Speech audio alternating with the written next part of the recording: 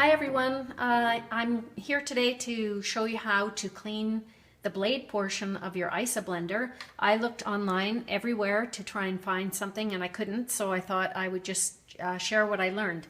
So here are three components that I have already washed in one of mine. I have a couple of different blenders, and I'm going to put that back together again in a few minutes, but first I'm going to show you one that needs to be cleaned. I've had it soaking in some warm water here for a few minutes, and I'm not a very big person and I'm not particularly strong, so what I'm going to do, here's the one that's been soaking in warm soapy water. That makes these little tabs a little easier to push in when it's been soaking. You just push them in and then push down, even if you just try and push one side and then push, there it goes.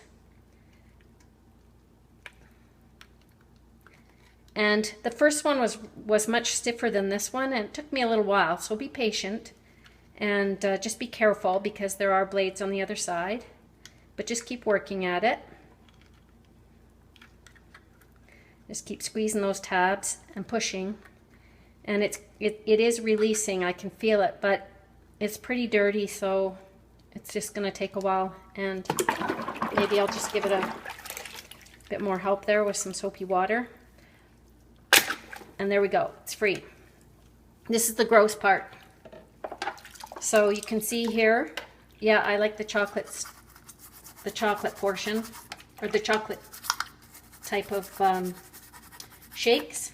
So I'm just going to take a toothbrush and I'm going to scrub this. I'm not going to spend the whole demonstration doing this because I've already cleaned one, but you can see you need to get a toothbrush or some kind of small brush in and just clean all around. You're going to clean all of that off. You're going to clean all the back off here and just give it a good scrub.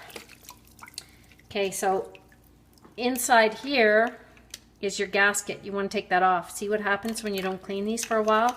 I haven't cleaned this since I got it. I didn't know I could. But it doesn't smell very good after a while. So you're just going to take a brush to it. It all comes off nicely. Here's the gasket. It's pretty gross in there too. So just get your toothbrush in and clean all this stuff up. It comes out. It comes clean nicely. So you're going to clean all of that, and then I would probably put it in some clean water and wash it again. Now I'm going to show you how to reassemble it. So this one's clean. I'm going to put my gasket back on here. Slip it on. Now if you got some big strong person in your life, probably somebody who's building muscle on isogenics, although I have some pretty big guns now that I've been on it, you could get them to help you. Oops. And then this blade is just going to go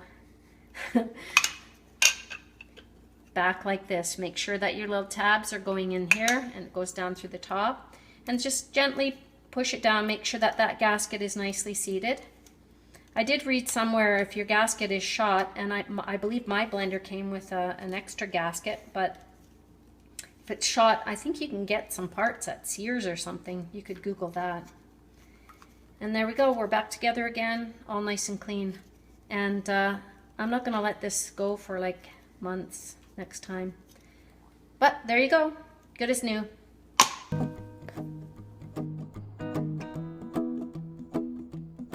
Well, you done me and you bet I felt it. I tried to be chill, but you're so hot that I melted. I fell right through the cracks. Now I'm trying to get back before the cool down.